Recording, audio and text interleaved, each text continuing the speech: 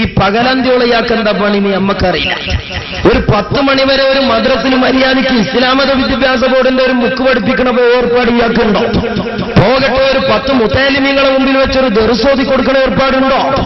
എന്നാ പോട്ടെ 5 വഖത്ത് നിസ്കാരത്തിന് ഒരു പള്ളിക്ക് ഇമാമത്തുന്ന പരിചയമുണ്ടോ? എന്താ ഈ പകലന്തിയോളയാൾക്ക് പണിയുള്ളതാ? പണിയെടുക്കുന്നുണ്ട് എന്നാ പറഞ്ഞേ.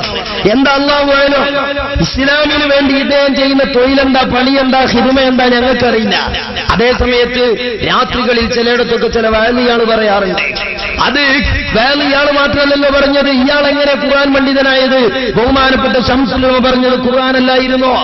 ബഹുമാനപ്പെട്ട കണ്ണിയത്ത് ഉസ്താദ് പറഞ്ഞത് ഖുർആനല്ലേ? ബഹുമാനപ്പെട്ട വരക്കൽ മുല്ലക്കുളത്തങ്ങളുടെ സമുദായത്തിന് പറഞ്ഞു കൊടുത്തത് ഖുർആനല്ലേ, ഹദീസല്ലേ? അവർക്കാർക്കും കിട്ടാത്തൊരു ഖുർആൻ എവിടുന്ന് ഇയാൾക്ക് കിട്ടിയത്? അവർക്കാർക്കും പറയാത്തൊരു വയൽ എന്താ ഇയാൾ പറയുന്നത്? എന്റെ ശംസുൽ ഉലമയും കണ്ണിയത്ത് ഉസ്താദും ഒന്നും വിശ്വപ്രസിദ്ധരാകാതെ ഈ പോയത്തക്കാരൻ എങ്ങനെയാ സുഹൃത്തുക്കളെ വിശ്വപ്രസിദ്ധനായത്? ഇയാൾ എങ്ങനെയാ ലോകപ്രസിദ്ധ ഖുർആൻ പണ്ഡിതനായത്? ഇയാൾക്ക് എന്താ പകലന്തിയോളം പണി? സമൂഹത്തോട് അനുയായിക്കുന്ന ആളുകളുണ്ടെങ്കിൽ പറഞ്ഞു കൊടുക്കി. AP ഉസ്താദിനെ പരിചയപ്പെടുത്തി നമ്മളൊരു ക്ലിപ്പ് ഇറക്കി. അതിന് AP ഉസ്താദ് ദർശനത്തിനതും പള്ളി ഉദ്ഘാടനം ചെയ്യണതാണ്. അതേസമയത്ത് ആരൊക്കെയോ വേറെ ചില ക്ലിപ്പ് ഇറക്കി. അതിലെന്താ ഉള്ളത്? അതിൽ അവരെ നേതാക്കന്മാരെന്താ ചെയ്യുന്നത് എവിടെയില്ല. അവരെ നേതാക്കന്മാരെ പരിചയപ്പെടുത്തി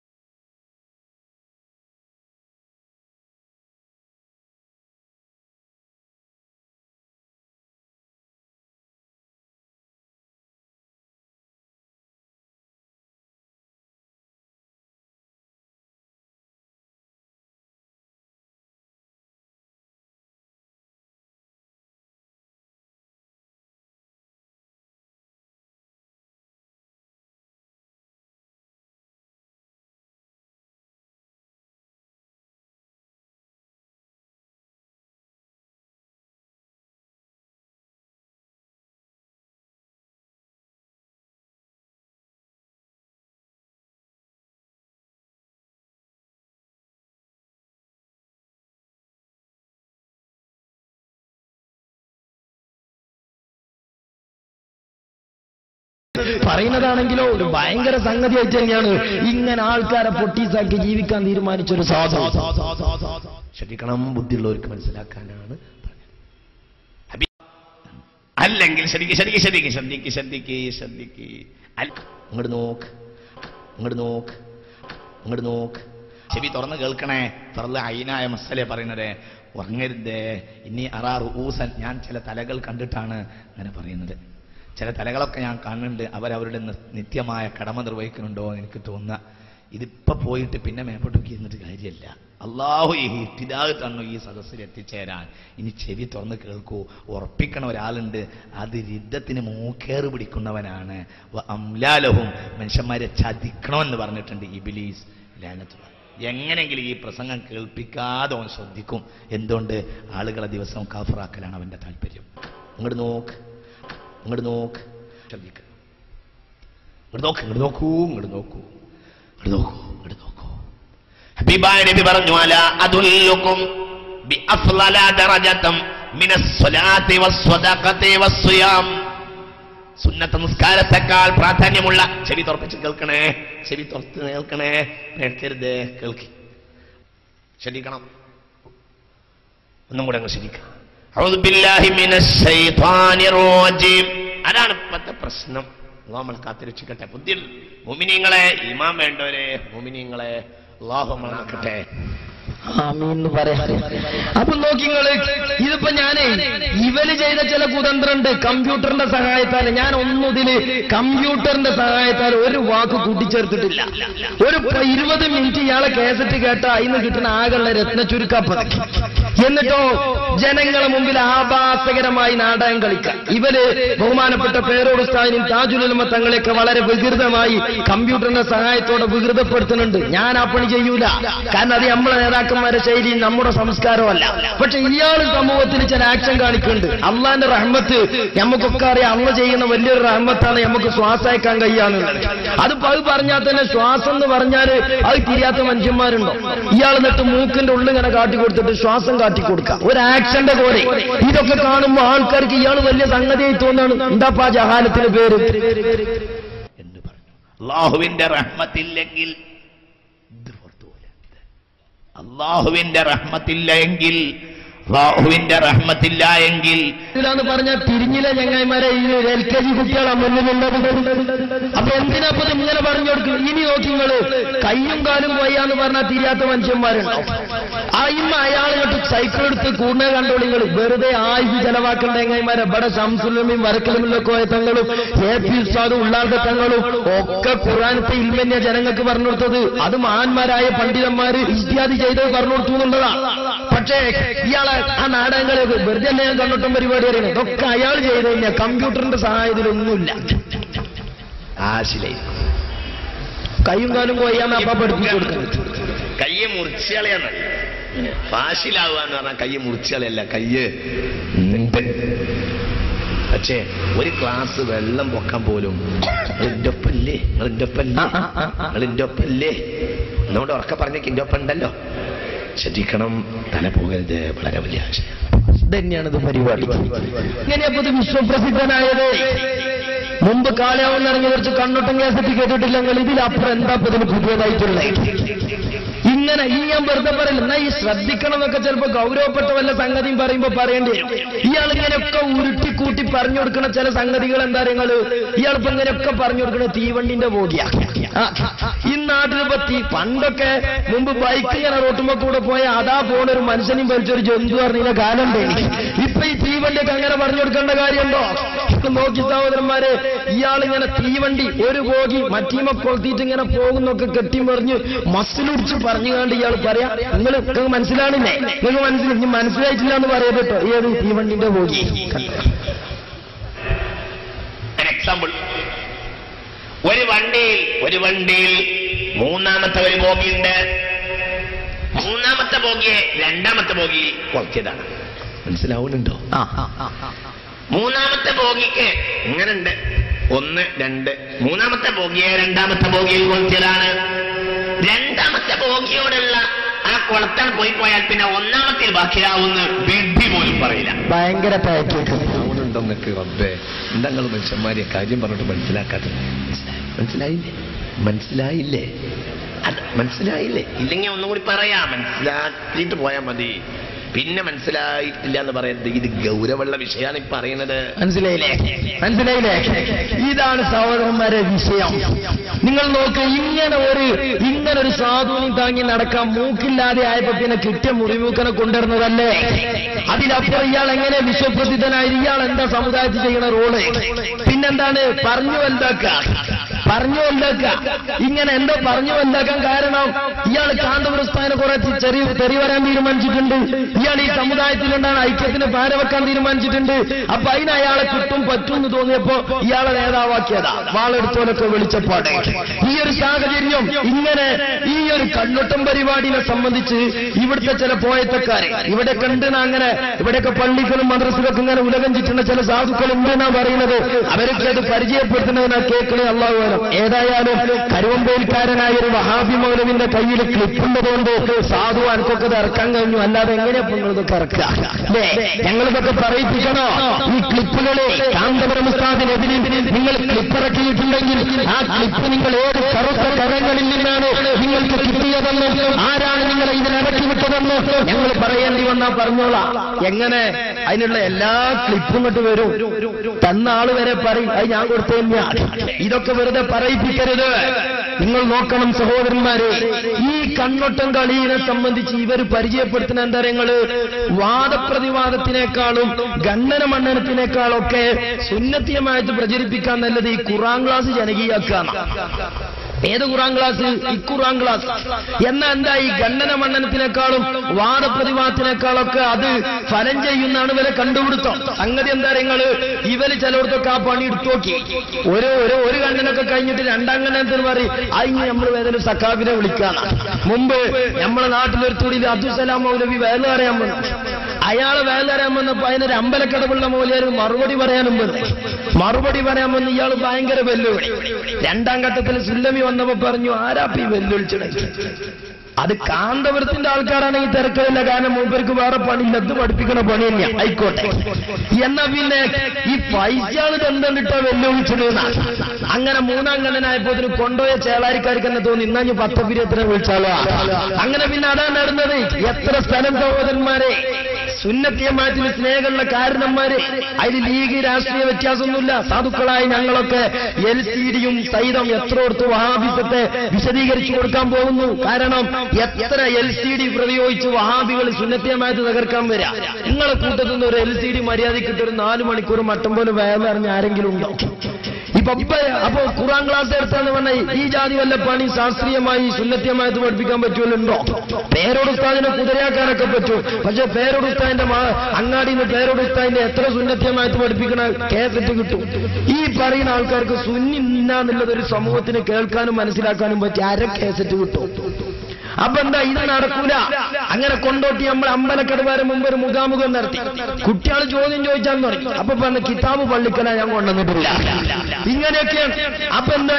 ഈ ഏർപ്പാട് ഞമ്മക്കൊക്കൂലാന്ന് തിരിഞ്ഞതാ. അതിനെന്ത് വേണം?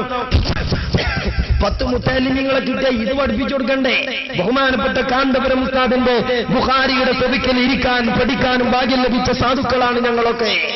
പലപ്പോഴും അദ്ദേഹത്തിന്റെ മുമ്പിൽ മല പോലെ ആരോപണങ്ങൾ വരുമ്പോ സങ്കടത്തോടെ അവിടുത്തെ ശിഷ്യഗണങ്ങളെ മുമ്പിൽ നിന്ന് സങ്കടം പറയുമ്പോൾ പോലും അപ്പുറത്തൊരാളെ പറ്റിയൊരു വാക്ക് ആ സെവിക്കൽ ഞങ്ങളെ കേൾപ്പിച്ചിട്ടില്ല. ഇത് അവരവരുടെ സ്ഥാപനങ്ങളിൽ ഉസ്താദുമാരെ കുറിച്ച് ഇങ്ങനെ പറയാൻ കഴിയോ? AP ഉസ്താദ് സുന്നി പഠിപ്പിച്ചു കൊടുക്കും, AP ഉസ്താദ് ദീൻ പഠിപ്പിച്ചു കൊടുക്കും. നിങ്ങൾ AP ഉസ്താദ് ആരാന്നും പഠിപ്പിച്ചു കൊടുക്കും.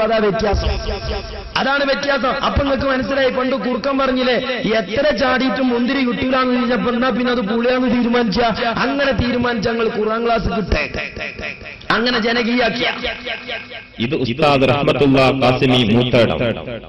സംവാദ ഖണ്ഡന സ്റ്റേജുകളേക്കാൾ അഹ്ലുസുന്നയുടെ പ്രചാരണ പ്രവർത്തനത്തിന് അനുയോജ്യമായ മാർഗം ഖുർആൻ പഠനം ജനകീയമാക്കലാണെന്ന തിരിച്ചറിവിലൂടെ ഖുർആൻ പഠന ക്ലാസുകൾക്ക് നേതൃത്വം നൽകുന്ന അനുഗ്രഹീത പണ്ഡിതൻ.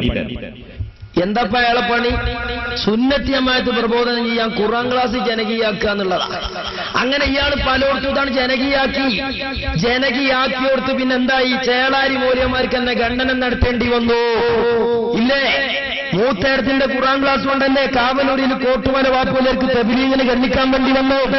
അങ്ങനെ വന്നു. അങ്ങനെ തബ്ലീഗിനെ ഗണ്ണിക്കാൻ എത്തിയിട്ട് നമ്മളെ കോട്ടുമല ബാപ്പുലര് പറയാ സമസ്തന്റെ ലക്ഷ്യം താരങ്ങള്, സമസ്തയുടെ പഴയകാല നേതാക്കന്മാരെ അവസ്ഥ താരങ്ങള്, ബഹുമാനപ്പെട്ട ശംസുൽ ഉലമ ഇ കെ ഉസ്താദിന്റെ അനിയൻ ഇ കെ അസം മുസ്ലിയ, അള്ളാഹു അവരുടെയൊക്കെ ദർജ ഉയർത്തുമാറാവട്ടെ. കോട്ടുമല ബാപ്പുലര് കാവനൂരിൽ തബ്ലീഗിനെ ഗണ്ണിക്കാൻ വന്നിക്ക. എന്തേ ഗണ്ണിക്കാൻ കാരണം? നിഷേധിക്കാൻ കഴിയോ ചങ്ങായിമാരെ? ഇതൊക്കെ എന്തേ ഗണ്ണിക്കാൻ വേണ്ടി വന്ന കാരണം? ഖുർആൻ ക്ലാസ്സിൽ ജനകീയായപ്പോ കാസിലിക്ക് ചോറുണ്ടെങ്കിൽ കൊടുത്ത ആചാര്യ വരെ ചേളാരിയോട് സലാം പറഞ്ഞു തബ്ലീഗായി അല്ലേ? അങ്ങനെ കോട്ടുമല ബാപ്പുലർ വന്നിട്ട് ഇ കെ അസംബോലേറെ ഡ്യൂട്ടി എന്താ? ഇ കെ അസംബോലേർ ഖുർആനെന്നെ പഠിപ്പിച്ചത്. അതെങ്ങനെയാ? ഗണ്ണന മണ്ണനം നടത്തേണ്ടത് നടത്തി പഠിപ്പിച്ചു. അത് ബാപ്പുലർ പറയാ, മറ്റേക്ക് തട്ട. ഇവിടെ യഥാർത്ഥത്തിൽ മഹാനായ മർഹൂം ഇ കെ ഹസൻ മുസ്ലിയാർ നഗറാണ്. ഈ നഗർ മഹാനവറുകളുടെ നാമധേയത്തിലാണ് ഈ നഗരി ഒരുങ്ങിയിരിക്കുന്നത്. ആരായിരുന്നു മഹാനവറുകൾ? പരിശുദ്ധ ദീനിന്റെ, പരിശുദ്ധ സുന്നത്ത് ജമാഅത്തിന്റെ പടവാളായിരുന്നു. അദ്ദേഹത്തിന്റെ ജീവിതകാലം ഈ സമുദായത്തിന് വേണ്ടി, ദീനിന്റെ സംരക്ഷണത്തിന് വേണ്ടി, അഹ്ലുസുന്നത്ത് വൽ ജമാഅത്തിന്റെ ആശയാദർശങ്ങളെ സംരക്ഷിക്കാൻ വേണ്ടി അദ്ദേഹം അങ്ങനെ തന്നെ ഒഴിഞ്ഞുവെച്ചതായിരുന്നു. ആ മഹാനവറുകൾ പരിശുദ്ധമായ ഈ ദീനിന്റെ പ്രവർത്തനങ്ങൾ ഇവിടെ നടത്തി അതിനെതിരെയുള്ള എല്ലാ വിഭാഗക്കാരെയും അടിച്ചൊതുക്കി അവരെ മുഴുവനും ഉദ്ദേശങ്ങളും അവരുടെയൊക്കെ ആവശ്യങ്ങളും ഒരു നിലക്കും ഇവിടെ നടത്താൻ സാധ്യമാകാത്ത വിധത്തിൽ ബഹുമാനപ്പെട്ട മുസ്ലിം സമുദായത്തിൽ പരിശുദ്ധമായ അഹ്ലുസുന്നത്ത് വൽ ജമാഅത്തിനെ വ്യക്തമായി പഠിപ്പിച്ചു കൊടുത്ത മഹാനാണ്. എങ്കിൽ ഇങ്ങനെ ഒരു മധുഹങ്ങളെ കൂട്ടത്തിൽ ഒരു മുമ്പിൽ വെച്ച് പറയാൻ കൊണ്ട് കഴിയോ? ഞങ്ങൾ 100 എണ്ണം പറഞ്ഞുതരാം, 100 എണ്ണം പറഞ്ഞുതരാം. നിങ്ങൾ പറയാൻ കഴിയോ? ആ ഉണ്ടല്ലോ, ആര്? വിശ്വപ്രസിദ്ധ ഖുർആൻ പണ്ഡിതൻ. എങ്ങനെ? അയാൾ ഖുർആൻ ക്ലാസ് എടുക്കണ്ടല്ലോ, അതിന്റെ കോലാകാവനോട് കണ്ടേ. എന്റെ മൂപ്പര് സുന്നത്തമാറ്റാണ് വളമ്പിയപ്പോ ആൾക്കാരൊക്കെ തബ്ലീഗമായിട്ടായി. മനസ്സിലായോ? ഇതാണ് സംഭവിച്ചത്. ഈ നിലക്ക് വന്നപ്പോഴാണ് കോട്ടുമല ബാപ്പുലേക്ക് കാവനൂരിൽ ഇത് പറയേണ്ടി വന്നത്. എന്നിട്ട് മൂപ്പര് പറഞ്ഞു, സമസ്തയുടെ ലക്ഷ്യം എന്താ? സമസ്തയുടെ ലക്ഷ്യം സുഖിപ്പിക്കലല്ല. നമ്മളെ മൂത്തേടം മൗലവിന്റെ പരിപാടി എന്താ? സുഖിപ്പിക്ക. മുന്നിൽ വന്ന് എല്ലാവർക്കും പറ്റിയ എവിടെയും തട്ടാതെ എല്ലാരും സുഖിപ്പിച്ച വേദന അറിയാം. അതിനാണ് ഇയാളെ ഖുർആൻ ക്ലാസ് എന്ന് പറയാം. വഹാബിയത്തിന്റെ വികൃത മുഖം പറഞ്ഞു കൊടുത്താൽ, മൗദൂദിയത്ത് പറഞ്ഞു കൊടുത്താൽ ആൾക്കാർ പിന്നെ കൈയടിക്കാണ്ടാവോ? താങ്ങണോലെ താങ്ങാൻ കിട്ടുമോ? അപ്പൊ സുഖിയൻ പരിപാടികൾ. എന്നാൽ സമസ്തയുടെ ലക്ഷ്യം ഇങ്ങനെ എല്ലാരെയും സുഖിപ്പിക്കലല്ല, പിന്നെ സുന്നത്ത് ജമാഅത്തിന്റെ പാരമ്പര്യം വെട്ടിത്തുറന്ന് പറയലും അത് പ്രചരിപ്പിക്കലുമാണ്.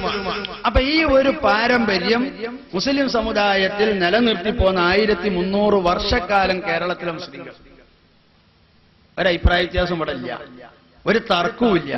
നടന്നു വരുന്നതൊക്കെ നമ്മളെ വാപ്പാരും പാപ്പാരും പാപ്പാരും അതിന്റെ അപ്പുറത്തെ തലമുറക്കാരും അതിന്റെ അപ്പുറത്തുള്ളവരുമായിട്ട് റസൂൽ വരെ ചെന്നെത്തുന്ന ആ പൂർവീക പാരമ്പര്യത്തിൽ ഒരു തർക്കവും ആർക്കുമില്ല. അവരെങ്ങനെ നിസ്കരിച്ചോ, അങ്ങനെ ഖുതുബോദിയോ, ആരൊക്കെ പള്ളിയിൽ വന്നോ, എന്തെല്ലാം ആചാരങ്ങൾ അവർ നടത്തിയോ, ഇതൊക്കെ.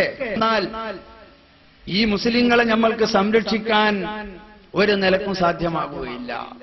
അതുകൊണ്ട് ഉടനെ തന്നെ നമ്മൾ ഇറങ്ങണം, ഉടനെ തന്നെ നമ്മൾ സംഘടിച്ച് ഉടനെ മുസ്ലിം സമുദായത്തിന് അവരുടെ വിശ്വാസങ്ങളെ, ആചാരങ്ങളെ, അനുഷ്ഠാനങ്ങളെ ഒക്കെ വ്യക്തമായി പഠിപ്പിച്ചു കൊടുക്കണം.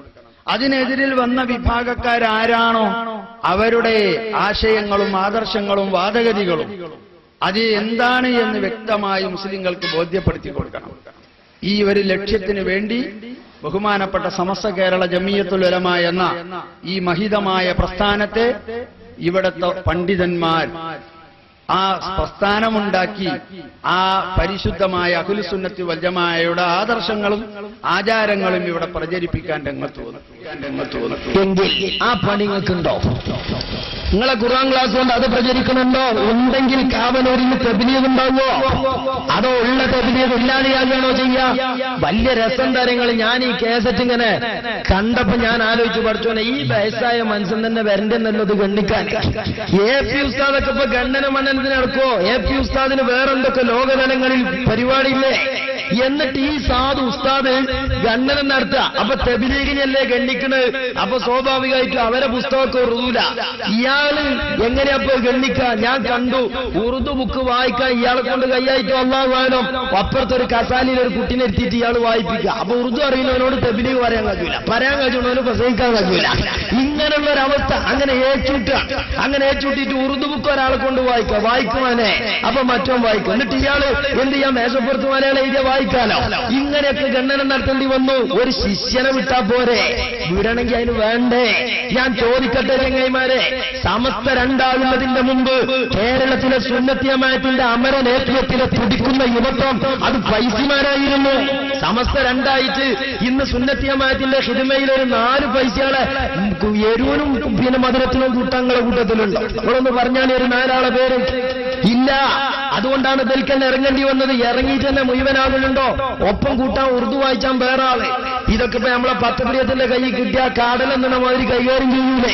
നോക്കാൻ നിങ്ങള് ആ പണിയാണ് വലിയ മോലേര് വന്നിട്ട് ഇങ്ങനെ കുട്ടിനെ കൂട്ടി ഉറുദു വായിപ്പിച്ച് ചെയ്യുന്നത്. അത് മറ്റൊരു വിഷയം. പക്ഷേ നിങ്ങൾ നോക്ക്, സുന്നത്തി ജമാഅത്തിന്റെ ലക്ഷ്യം എന്താണ്? ഇവിടെയുള്ള പാരമ്പര്യം നിലനിർത്തലാണ്. ആ പാരമ്പര്യത്തിനെതിരെ വരുന്ന കക്ഷികളെ ഒറ്റപ്പെടുത്തി അവരെ തകർത്ത് അവരെ സമുദായത്തിൽ നിന്നില്ലാതെ ചെയ്ത് പഴയകാലത്ത് സമുദായത്തിലുണ്ടായിരുന്ന സാമുദായികമായ ആദർശപരമായ ഐക്യം നിലനിർത്തലാണ്. ഇതിനുവേണ്ടി സമസ്ത എന്തൊക്കെ ചെയ്തു? സമസ്ത വളരെ നയനിലപാടുകൾ എടുത്തു. 1953 പെരിന്തൽമണ്ണയിൽ സമസ്തയുടെ ജഗജില്ലികളായ പണ്ഡിതന്മാർ സംഗമിച്ചു. അങ്ങനെ പെരിന്തൽമണ്ണയിലെ സമ്മേളനത്തിൽ വെച്ചുകൊണ്ട് മഹാന്മാരായ അഹമ്മദ് കോയ ശാലിയാത്തി നവ്വറല്ലാഹു മർക്കദഹു ഉൾപ്പെടെയുള്ള 8ഓളം വരുന്ന പണ്ഡിതന്മാർ എങ്ങനെയാണ് സമുദായത്തിൽ അവാന്തര വിഭാഗങ്ങളെ കൈകാര്യം ചെയ്യേണ്ടത് എന്ന നിലപാട് ഈ ഉമ്മത്തിനെ പഠിപ്പിച്ചു. നോക്ക് നിങ്ങൾ, മുബത്തദീങ്ങളോടുമായുള്ള പെരുമാറ്റം എങ്ങനെയെന്നതിൽ അവർ പഠിപ്പിക്കുന്നു. അവരുമായി കൂടി പെരുമാറാൻ പറ്റൂല എന്ന് പറഞ്ഞാൽ അപ്പം അവർ പറയും, കണ്ടില്ലേ അവിടെ ഇങ്ങാ പോയിന്ന് മറ്റേ SSF മൗലവിയുള്ള ബസ് കയറിയില്ലേ? ഇതൊക്കെ ആളുകളെ വിദ്യാക്കാൻ പറയാ. സാമുദായികമായ കൂട്ടായ്മയിൽ അവരെ ഉൾപ്പെടുത്തിക്കൂടാ.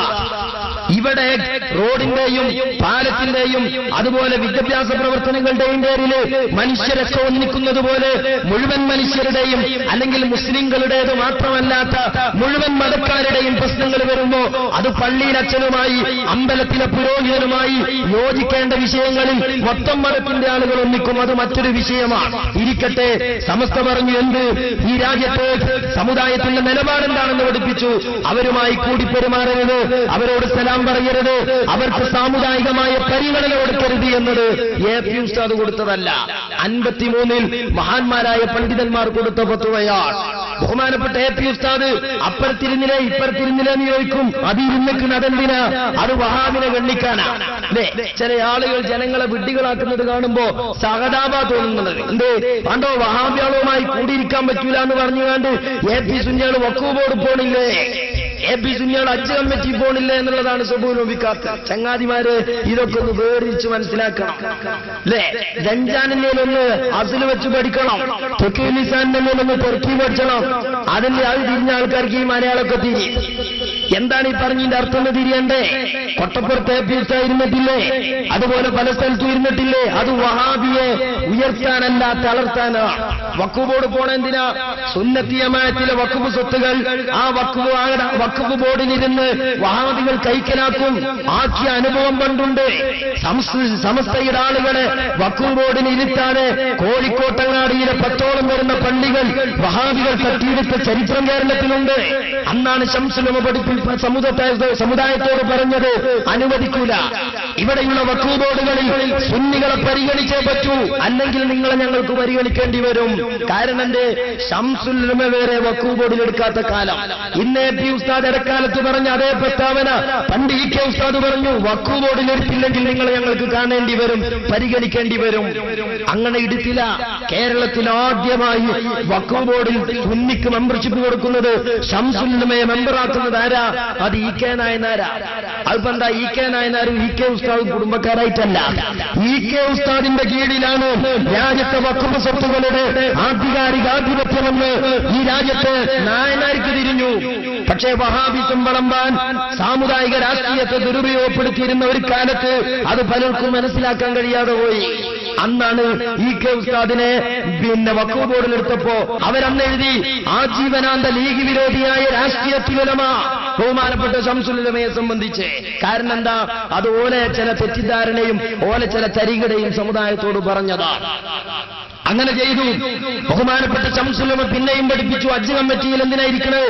മക്കത്ത് ഹജ്ജിന് പോകുന്ന മുസ്ലിങ്ങൾക്ക്, ഹജ്ജ് കമ്മിറ്റിയുടെ കീഴിൽ പോകുന്നവർക്ക് മദീനത്ത് പോയിക്കൂടാ, അത് ഹജ്ജിന്റെ കടമയല്ല, കർമ്മമല്ല എന്ന് ഹജ്ജ് കമ്മിറ്റിയിൽ നിന്ന് വഹാബികൾ ജനങ്ങളെ തെറ്റിദ്ധരിപ്പിച്ച് തീരുമാനമെടുക്കും. അപ്പൊ അത് പറ്റൂല എന്ന് പറയണമെങ്കിൽ പറയാൻ വയ്ക്കുന്ന ആൾക്കാർ വേണം അല്ലേ? താണിക്കല്ലുമ്മ താവളിരിക്കണ മാതിരി അവിടെ പോയി ഇരിക്കാൻ രണ്ട് മുത്തവല്യാളുണ്ടായിട്ട് കാര്യമല്ല. നിങ്ങളതിന് പറ്റൂല, അതുകൊണ്ട് ഞങ്ങൾ തന്നെ വേണമെന്ന് ഞങ്ങൾ തീരുമാനിച്ചതാ, അങ്ങനെ ഞങ്ങൾ ഇരുന്നതാ. ഇതൊന്നും കൂടിപ്പെരുമാറരുത് എന്നതിന് വിരുദ്ധമല്ല, അത് വഹാബിസം വളർത്താനല്ല, സുന്നത്തിയമായിട്ട് വളർത്താനാണ്.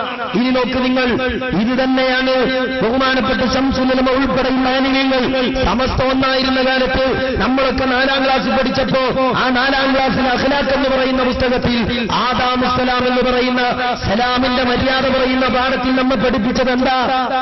എന്നാൽ മുജാഹിദ് ജമാഅത്തെ ഇസ്ലാമി പോലെയുള്ള പുത്തൻവാദികൾക്ക് സലാം പറയലും അവർ സലാം പറഞ്ഞാൽ മടക്കലും സുന്നത്തില്ല എന്ന് പറഞ്ഞിട്ട് ശംസുൽ ഉലമ പറഞ്ഞെന്താ? പഠിപ്പിച്ചതെന്താ? ാണെന്നല്ല, ഇത് സമസ്തയുടെ തീരുമാനമാണെന്നല്ല, ഇത് ഹദീസ് കൊണ്ട് സ്ഥിരപ്പെട്ടതാ. ഇത് ഹദീസ് കൊണ്ട് സ്ഥിരപ്പെട്ടതാ. ഈ ഹദീസ് കൊണ്ട് സ്ഥിരപ്പെട്ടത് ഈ രാജ്യത്തെ വിശ്വാസികൾക്ക് സമസ്ത ഉണ്ടായത് മുതൽ, ഇസ്ലാം മത വിദ്യാഭ്യാസ ബോർഡ് ഉണ്ടായത് മുതൽ രാജ്യത്ത് പഠിപ്പിച്ചു. ഇടക്കാലത്ത് ചില സാമുദായിക രാഷ്ട്രീയ നേട്ടങ്ങളുടെ പേരിൽ ആ നിലപാടുകൾ അള്ളുവെക്കാൻ ചിലർ തീരുമാനിച്ചു. അന്നാണ് ഈ 4ാം ക്ലാസ്സിൽ അഖ്ലാഖിൽ നിന്ന് ഈ നിലപാട് മാറ്റിക്കൂടാ എന്ന് താജുൽ ഉലമ തങ്ങൾ പ്രഖ്യാപിച്ചത്. ഇത് നിങ്ങളെല്ലാവരും കൂടി തീരുമാനിച്ചാലും ഹദീസ് കൊണ്ട് സ്ഥിരപ്പെട്ട ഈ ഉമ്മത്ത് പഠിക്കേണ്ട ഈ ആദർശം ഈ പുസ്തകത്തിൽ നിന്ന് മാറ്റുന്നുണ്ടെങ്കിൽ പിന്നെ ഒരു വിദ്യാഭ്യാസ ബോർഡിന് ആവശ്യം ഇവിടെയില്ല, ഒരു മദ്രസയുടെ ആവശ്യമില്ല, ഒരു സമസ്തയുടെ ആവശ്യമില്ല. അതുകൊണ്ട് അള്ളാഹുവിനെ ഞാൻ പേടിക്കുന്നു. പഴയകാല സുന്നത്തിയമാത്തിന്റെ പണ്ഡിതന്മാരോട് ഞാൻ കൂറുപുറത്തുന്നു, ഞാൻ ഒറ്റക്കാണെങ്കിലും ഞാൻ ഇറങ്ങുകയാണ്. അന്ന് കൂടിറങ്ങിയതാ കാന്തപുരം ഉസ്താദ്, എം എ ഉസ്താദ്. കാരണം എം എ ഉസ്താദ് ഇസ്ലാം മത വിദ്യാഭ്യാസ ബോർഡുണ്ടാക്കാൻ നടന്ന് കാലുവേണ്ട മനുഷ്യനാ.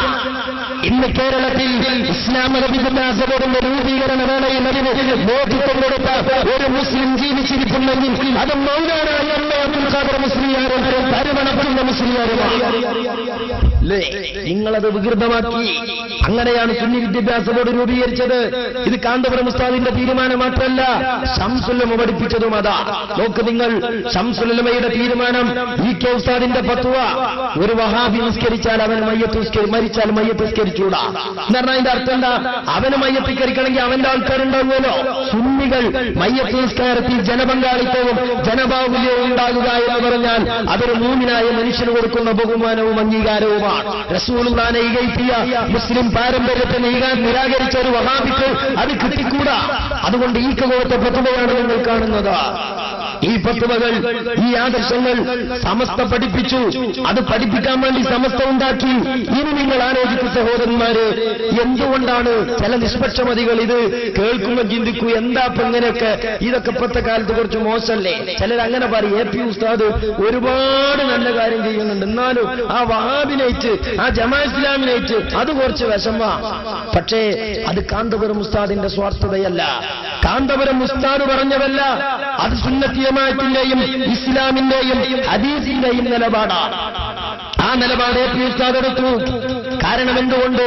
ഇവിടെ വഹാബികൾ സുന്നികളെ സംബന്ധിച്ച് പറയുന്നത് അവർ കാഫിറും മുശ്രിക്കുമാണെന്നാണ്.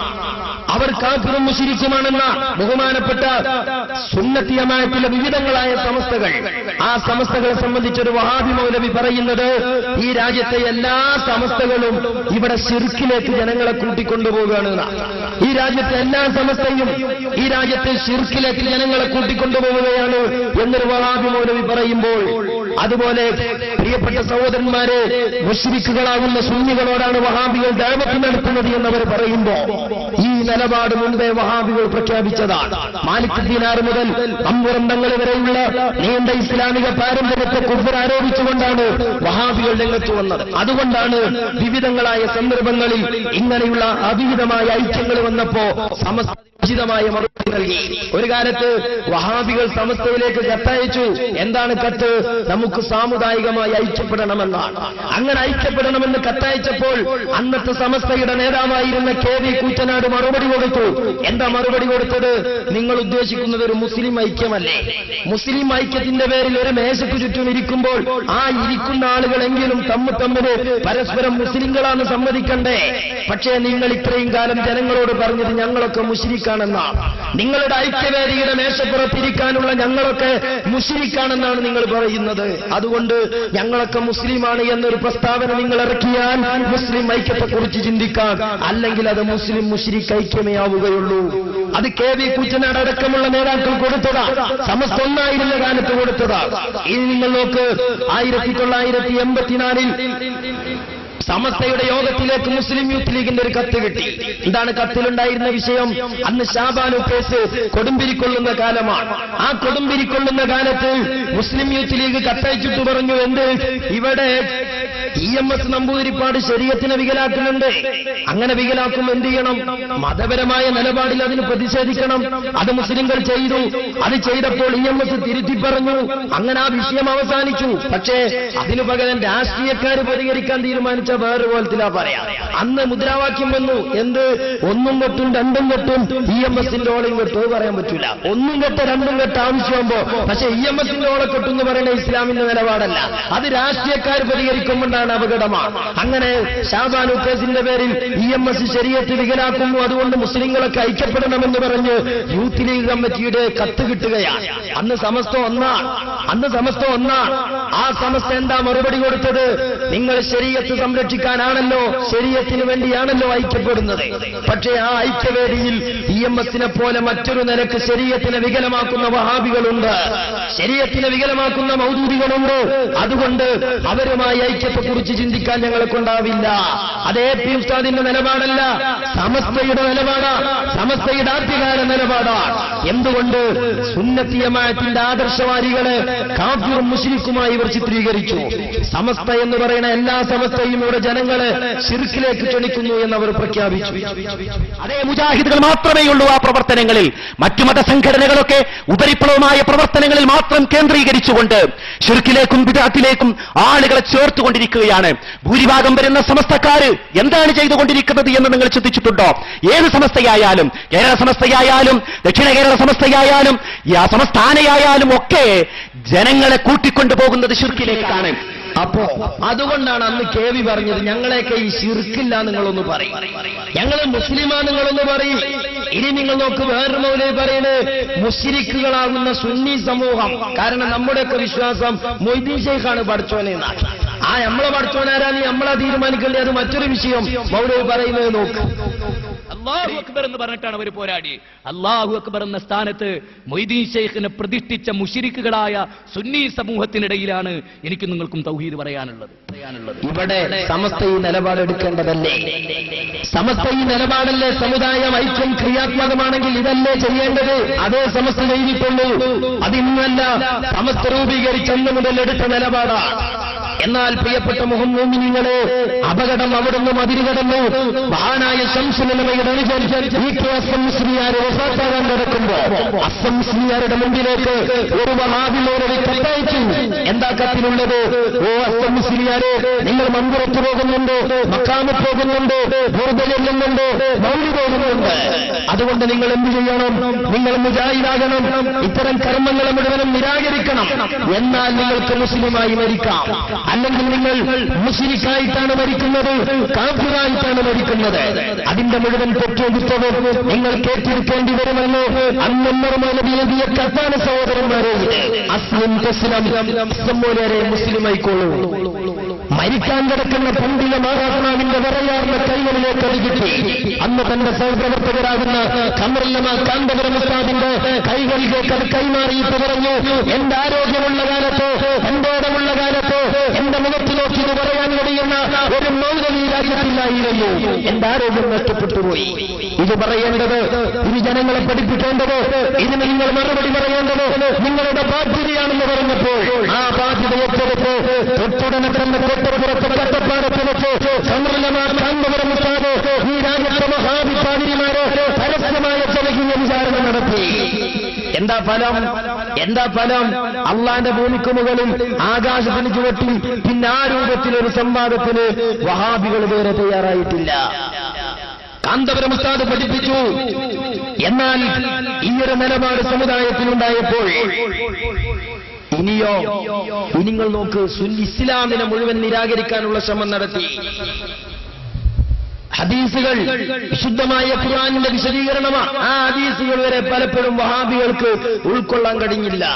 പരിശുദ്ധമായ ഖുർആൻ കഴിഞ്ഞാൽ പിന്നെ ഇസ്ലാമിക ലോകത്ത് പ്രാമാണികമായ ഹദീസ് ഗ്രന്ഥമാണ് സ്വഹീഹ് ബുഖാരി. ആ ബുഖാരിയെ ഈ രാജ്യത്തെ 2 മൗലവി ഗ്രൂപ്പിനും ഉൾക്കൊള്ളാൻ കഴിഞ്ഞില്ല.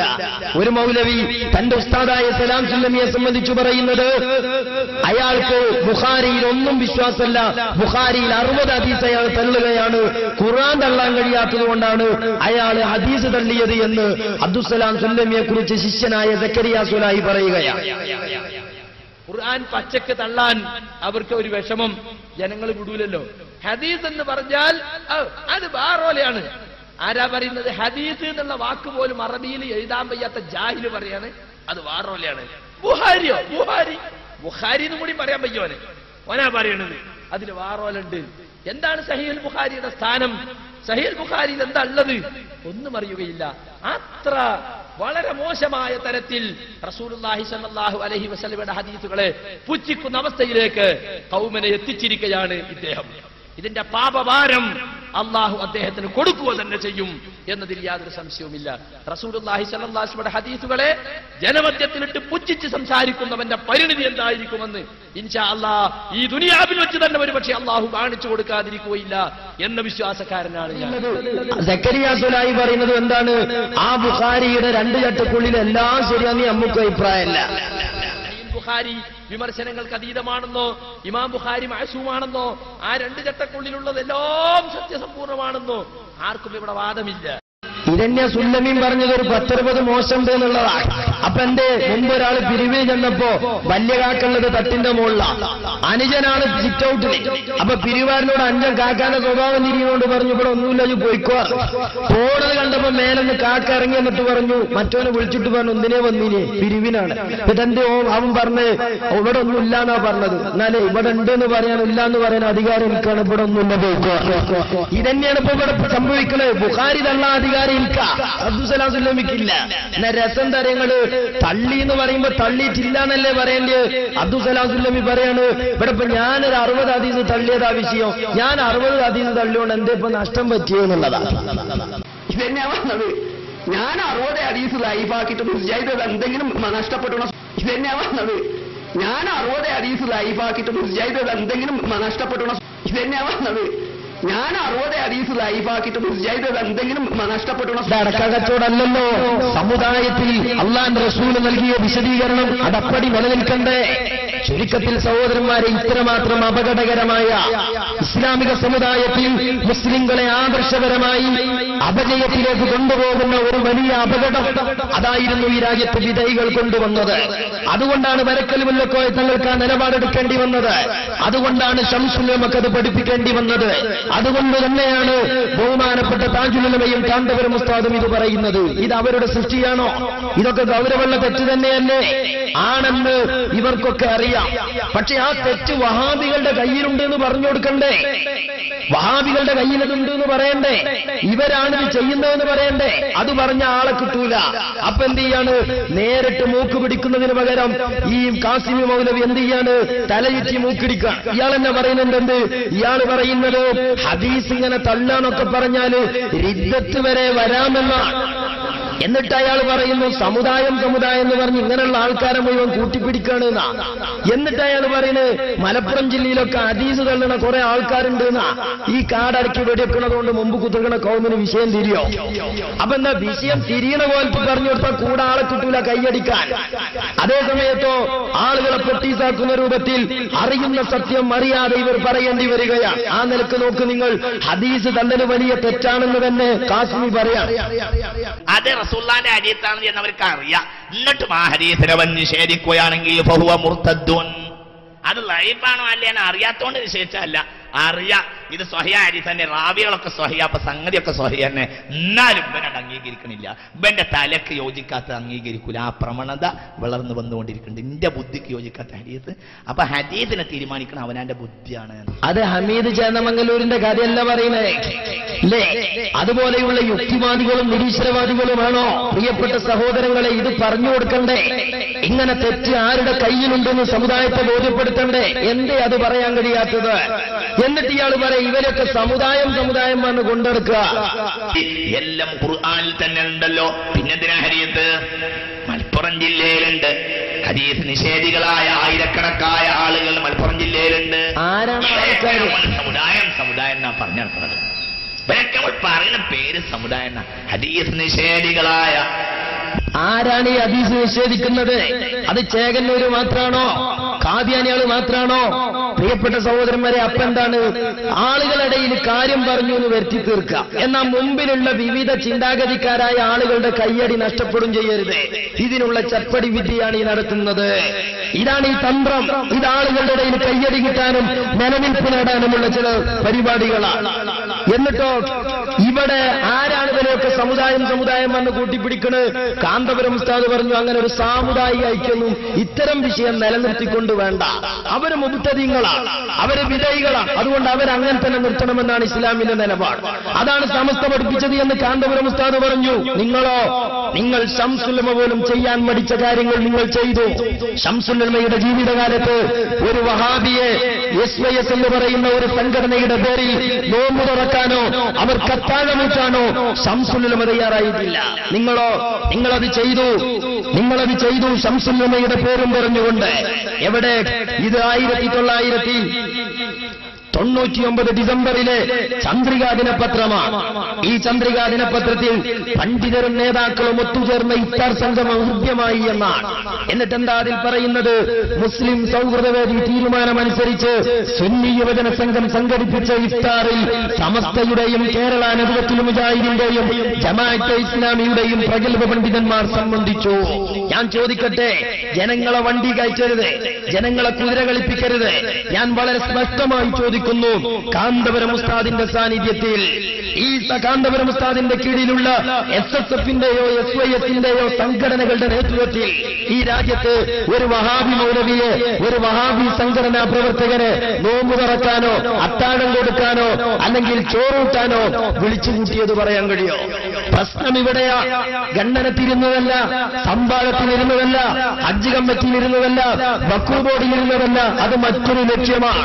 അത് ശംസുലമയും ഇരിക്കണമെന്ന് പറഞ്ഞതാ. ശംസുലമ പാടില്ലെന്ന് പറഞ്ഞതും ചെയ്യാതെ പോയതുമായ സംഭവം ഇതാണ്. 99 ഡിസംബറിൽ നിങ്ങൾ വഹാബികളെ നിങ്ങളുടെ സംഘടനയുടെ പേരിൽ അത്താഴത്തിന് വിളിച്ചു. ഇത് സാമുദായികമായ മുഖ്യധാരയിൽ അവരെ കുടിയിരുത്തുന്നതിന്റെ ഭാഗമാണ്. ഇതോ 1999 ഡിസംബർ 20 തിങ്കളിൽ എന്ത് ചെയ്തു? വീണ്ടും ഇവർ കൂടി നോമ്പ് തുറക്കാൻ തന്നെ. അത് കഴിഞ്ഞോ വഹാബികൾ ഇവരെ നോമ്പ് തുറക്കാൻ വിളിച്ചു. അങ്ങനെ നോമ്പ് തുറക്കുന്നതിനും ഇവർ കൂടി. ഈ ഒരു ശൈലി 1999 ഡിസംബർ 27 തീയതി. നോക്ക് നിങ്ങൾ, നേരത്തെ SYS ആണ് ഓട്ടൈസലിൽ ആദ്യത്തെ ഇഫ്താർ പാർട്ടി ഒരുക്കിയത്. തുടർന്ന് കേരള നദ്വത്തുൽ മുജാഹിദിൻ രണ്ടാമത്തെ ഇഫ്താർ പാർട്ടി ഐസലിൽ തന്നെ ആതിഥ്യമരുളി. ഇങ്ങനെ ഒരു ശൈലി ശംസുലമ പഠിപ്പിച്ചിട്ടുണ്ടോ? സമസ്തയുടെ ആദ്യകാല നേതാക്കൾ പഠിപ്പിച്ചിട്ടുണ്ടോ? ബസ് കയറി ഖണ്ഡനത്തിലിരുന്നു ഹജ്ജ് കമ്മിറ്റി വഖഫ് ബോർഡ് എന്നൊക്കെ പറയുന്നത് ഈ ആദർശം നിങ്ങൾക്ക് സ്ഥാപിച്ചെടുക്കാനും ആദർശം കയ്യിലുണ്ടെന്ന് സമുദായത്തെ ബോധ്യപ്പെടുത്താനും കഴിയാത്തതിന്റെ തകരാറ്. കാന്തപുരം ഉസ്താദ് പറഞ്ഞു അതൊക്കെ ചില രാഷ്ട്രീയ അജണ്ട വെച്ചിട്ടാ. എന്തുകൊണ്ട്? ഇത് ആദർശപരമായ ഐക്യമല്ല. നിങ്ങൾ തന്നെ പറഞ്ഞില്ലേ, കാസിമി മൗലവി പറയാണ് ഇങ്ങനെ ആദർശമൊക്കാത്തത് ആർക്കാന്നൊന്നും പറയില്ല. ഇങ്ങനെ ആദർശമൊക്കാതെ കൂടുന്നത് അതൊക്കെ ചില രാഷ്ട്രീയക്കാരും പത്രക്കാരും പരിപാടിയാണ്.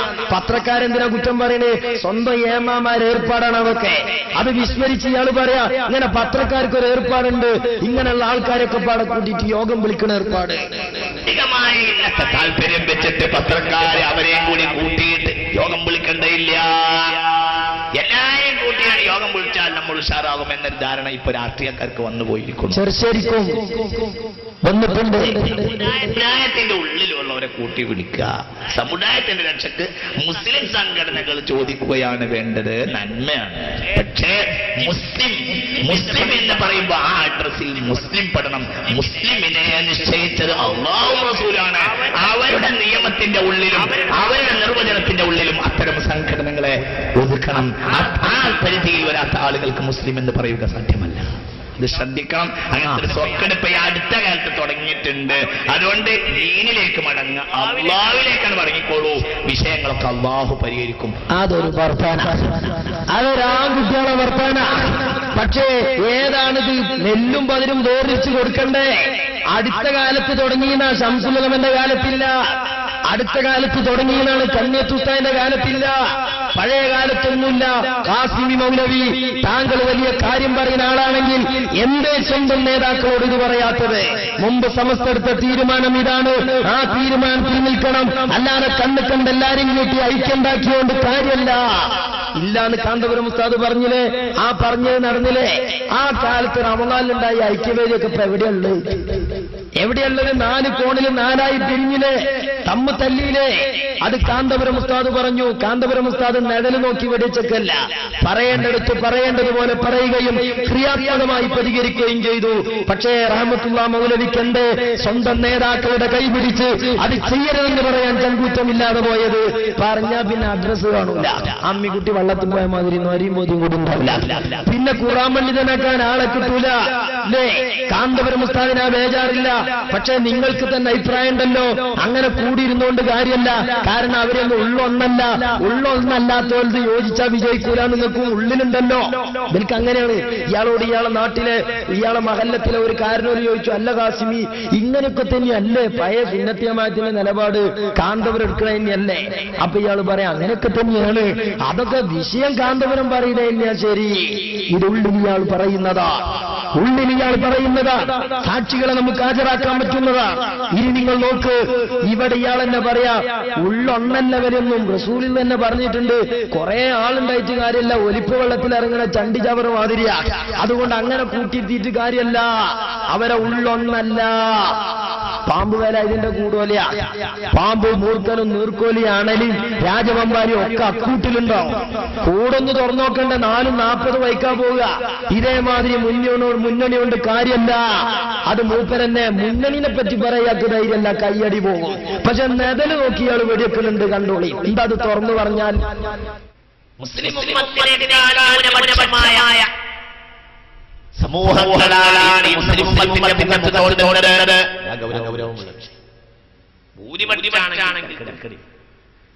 മുസ്ലിം ഉമ്മത്തിന്റെ പക്ഷം എന്തേ കാര്യം?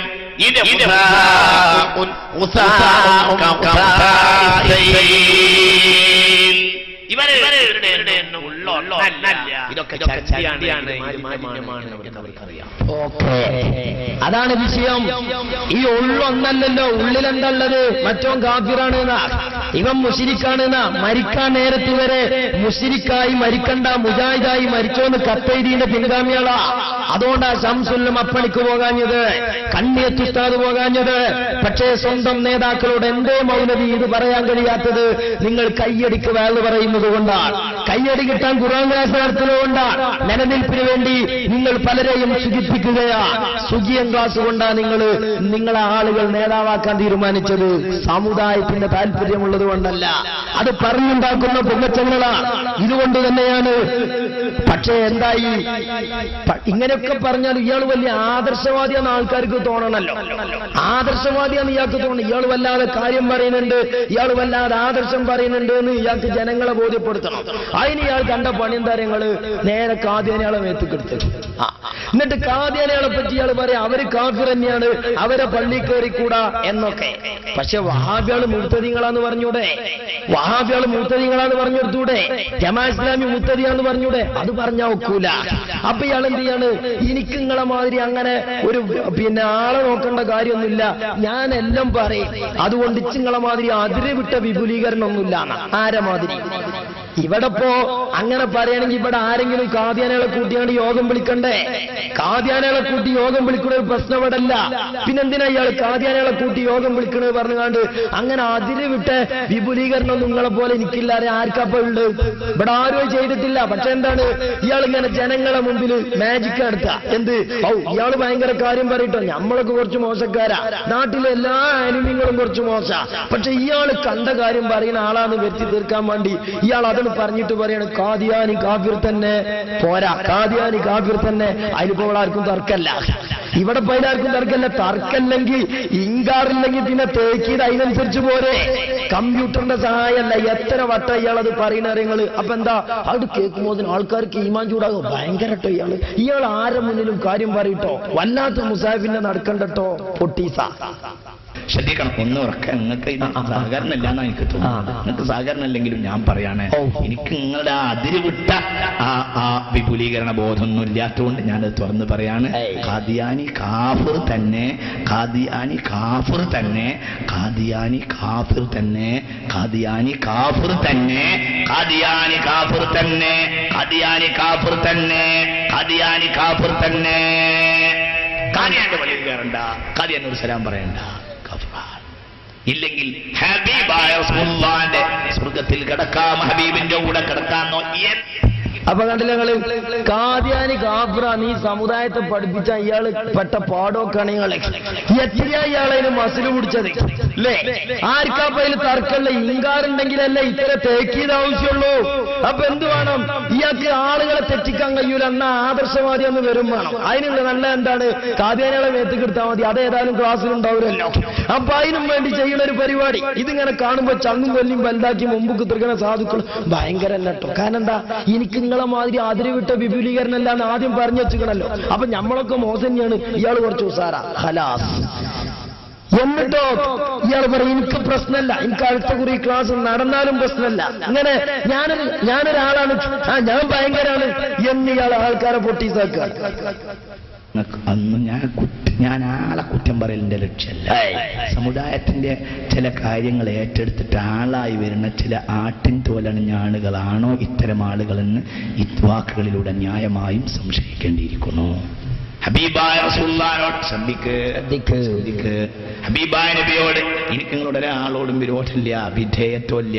എനിക്കിന്റെ ദീനിനോടാണ്. അടുത്ത നാളങ്ങളെല്ലാവരും അണ്ട് വന്നില്ല എന്ന് വിചാരം എനിക്ക് പ്രശ്നമില്ല. നിങ്ങളെ പത്രം എഴുതിയിട്ടില്ലെങ്കിലും എനിക്ക് പ്രശ്നമില്ല. നിങ്ങൾക്ക് പ്രശ്നം തന്നെയാണ്. അല്ലെങ്കിൽ നിങ്ങൾ പറയും ഈ സമുദായം പറഞ്ഞ് നടക്കാത്ത ഐക്യച്ച് എന്തിനാ നേതാക്കന്മാര് പോണേ? ഏത് രാഷ്ട്രീയക്കാരാ മുമ്പില്ലാത്ത ഏർപ്പാടുണ്ടാക്കിയ സമുദായത്തോട് പറഞ്ഞു കൊടുക്കേ. എന്നിട്ടോ വീണ്ടും ഇയാൾ പറയാ സത്യം അണ്ണാക്കിന് നാവുണ്ടെങ്കിൽ ഞാൻ പറയുന്ന നാവ് എവിടെയാന്നുള്ളത് വേറെ ചർച്ച ചെയ്യാം. പക്ഷെ ഇയാൾ പറയാണ് അണ്ണാക്കിന് നാവുണ്ടെങ്കിൽ ഞാൻ സത്യം തുറന്നു പറയും. സത്യം വിളിച്ചു പറയൽ മാത്രമാണ്, സത്യത്തോട് മാത്ര പ്രതിബദ്ധത. അത് അണ്ണാക്കിൽ നാവുണ്ടെങ്കിൽ പറയും ചെയ്യും. അതിനോരുത്തരെ പേടിക്കണം. പ്രശ്നം താങ്കൾക്ക് നല്ല പേടിയുണ്ട്, താങ്കൾ അസത്യേ പറയുള്ളൂ. സത്യം അങ്ങനെ പറയുകയാണെങ്കിൽ പിന്നെ ചേളാരി നിൽക്കാൻ കഴിയോ? അതുവരെ തങ്ങൾക്ക് കഴിഞ്ഞിക്കണോ? അപ്പൊ അത് കഴിയൂല. അപ്പൊ അസത്യമേ നിങ്ങൾ പറയുന്നുള്ളൂ എന്ന് ഞാൻ നിങ്ങളെ കുറിച്ച് ആരോപണം ഉന്നയിക്കല്ല. താങ്കൾ പറയുന്ന മാതിരി ആരോപണം മൗലവി ഞങ്ങൾ പറയില്ല. നിങ്ങൾ അസത്യമേ പറയുള്ളൂ. നിങ്ങൾക്ക് ചില ആൾക്കാരോട് വ്യക്തിപരമായ വിരോധവും വെറുപ്പുണ്ട്, അത് വെച്ചേ നിങ്ങൾ സംസാരിക്കുള്ളൂ എന്ന് ഞാൻ തെളിയിച്ചു തരാം. എവിടെ? ഒന്ന് നിങ്ങൾ നോക്ക്. ഇയാളെ ക്ലാസ്സുകളിൽ വളരെ ആവേശത്തോടെ പറഞ്ഞൊരു വിഷയമാണ് പരിശുദ്ധമായ റമളാനിൽ. ആ റമളാനിൽ ഒറ്റയിട്ട രാവുകളിൽ ലൈലത്തുൽ ഖദർ പ്രതീക്ഷിക്കാം. നമ്മുടെയൊക്കെ നാടുകളിൽ 27-ാം രാവിന് അതിന് വലിയ പ്രാധാന്യം കൊടുത്ത് പ്രതീക്ഷിക്കാറുണ്ട്. അതുപോലെ 29-ാം രാവിനും പ്രതീക്ഷിക്കാറുണ്ട്. ഇങ്ങനെ ഒറ്റയിട്ട രാവുകളിൽ പ്രതീക്ഷിക്കാവുന്ന ഒരു രാത്രിയാണ്. അന്ന് ഈത്തിക്കാഫിരിക്കുക എന്ന് പറഞ്ഞാൽ വളരെ പുണ്യമുള്ള കാര്യമാണ്. നല്ല കൂലി കിട്ടും. അതിനർത്ഥം ഒരാള് ഇനിയിപ്പോ സ്വലാത്തില്ല കൂലിട്ടൂലെന്നല്ല, ഒരാള് നിസ്കരിച്ചാ കൂലിട്ടൂലെന്നല്ല. ഈത്തിക്കാഫ് അല്ലാത്തതൊക്കെ അന്ന് ഹറാമാണ്, എവിടെയില്ല.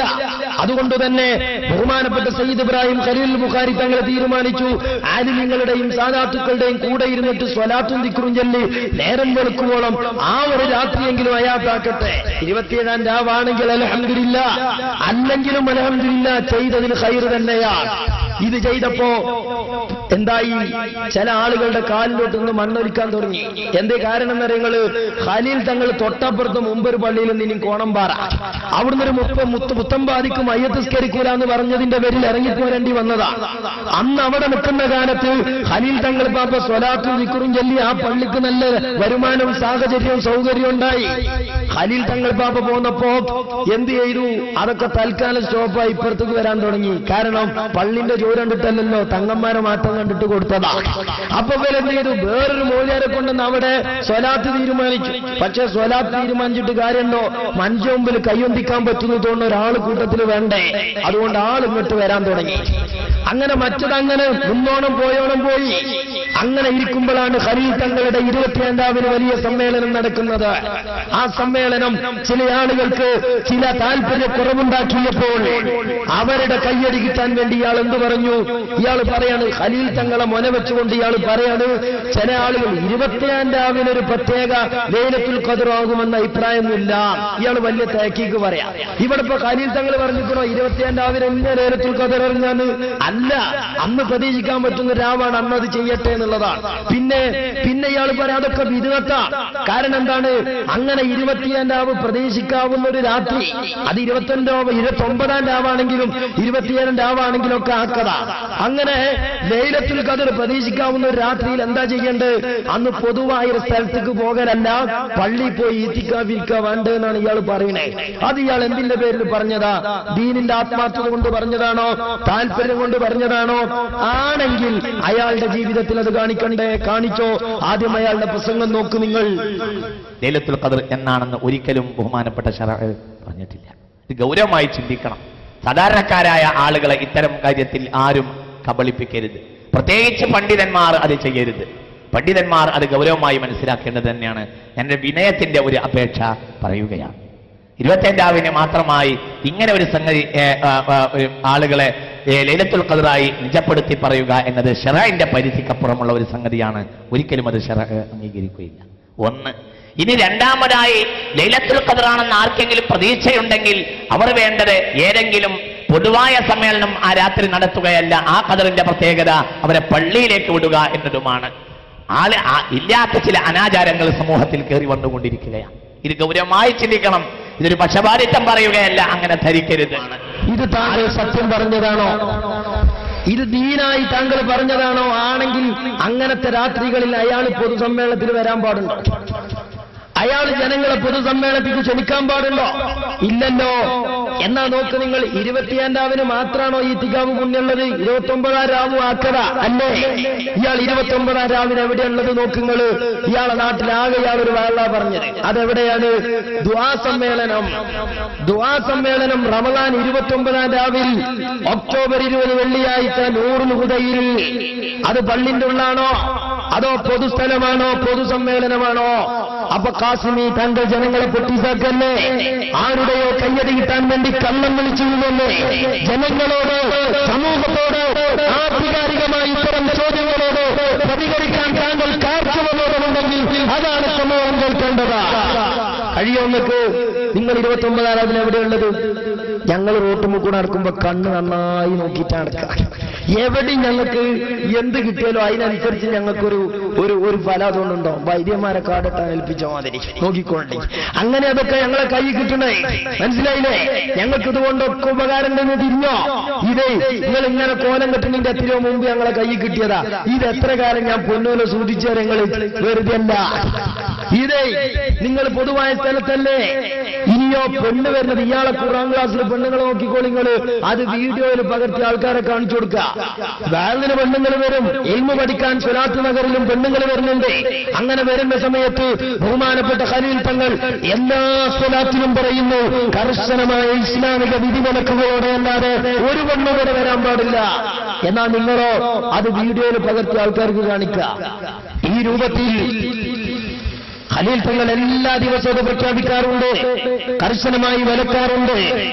ഇങ്ങനെ നിങ്ങളത് വീഡിയോയിൽ പകർത്തി പ്രചരിപ്പിക്കാറാണ് പതിവ്. എന്നാ പിന്നെ മറ്റൊന്ന്, ഇതൊക്കെ ഇയാൾ ചെയ്തിട്ടേ സ്വലാത്ത് ചൊല്ലുന്ന നല്ലൊരു സാഹചര്യം അതില്ലാതെയാക്കാൻ വേണ്ടി ഇയാൾ ശ്രമം നടന്നില്ല. എന്നിട്ട് ഇതൊക്കെ നടത്തിയിട്ട് അയാൾ പറയുന്ന എന്തരങ്ങള്, ഇതൊക്കെ പറയുന്നത് ഒരു സ്വലാത്ത് ചൊല്ലണ ഭൂമിയെ പടക്കാനാണ്. പിന്നെ ഇയാൾ പറയാ, ചില ആൾക്കാർ ചോദിക്കും സ്വലാത്ത് ചൊല്ലണത് ഓർന്നില്ലേ? അതാരാ ചോദിക്കണത്? ഈ കൗമന്യ ചോദിക്കണത്. അത് ഇയാൾ പറയുന്നത് നോക്ക്, സ്വലാത്ത് ചൊല്ലണത് ഓർന്നില്ലേ? മുസ്തഫായ നബിയെ ഇന്ന് നമ്മൾ ആദരിക്കുന്നതും പറയുന്നതും ഈ സ്വലാത്ത് ചെല്ലുന്നതും ചെല്ലിപ്പിക്കുന്നതും ഏറുന്നില്ല എന്ന് പറയുന്നവനൊന്ന് ചിന്തിക്കാൻ വേണ്ടിയാണ് ഞാൻ ഈ പറയുന്നത്. താങ്കളത് ചിന്തിക്കണം. ഖലീൽ തങ്ങൾ പാപ്പ 27-ാം രാവിലെ സ്വലാത്തും ദിക്റും ചൊല്ലുന്നത് എന്തിന്റെ പേരിലാണ് സുഹൃത്തെ താങ്കൾ മുടക്കിയത്? അങ്ങനെ ചെയ്യാൻ പറ്റൂലെങ്കിൽ എന്തിനാ 29-ാം രാവിലെ നിങ്ങൾ പൊതുസമ്മേളനത്തിൽ വന്നത്? അന്നും ലൈലത്തുൽ ഖദർ പ്രതീക്ഷിക്കുന്ന രാത്രിയല്ലേ? താങ്കൾ ഇതൊക്കെ പറയുന്നത് സ്വലാത്ത് ചൊല്ലുന്ന ഭൂമിയെ മുടക്കാനാണ്. പക്ഷെ നിങ്ങൾ പറയുന്നതോ, ഞാൻ ഇതൊക്കെ പറയുന്നത് സ്വലാത്ത് ചൊല്ലുന്ന ഭൂമിനെ ഉണ്ടാക്കാനാണ്. എന്ന് പറയും മോമിനിങ്ങളെ. ഇനി നിങ്ങൾ പറയുന്നത് സ്വലാത്ത് ചെല്ലണോ? നിങ്ങൾ പറയും സ്വലാത്ത് ചെല്ലുന്ന ഒരു ഭൂമിയെ സൃഷ്ടിക്കാൻ വേണ്ടിയാണ്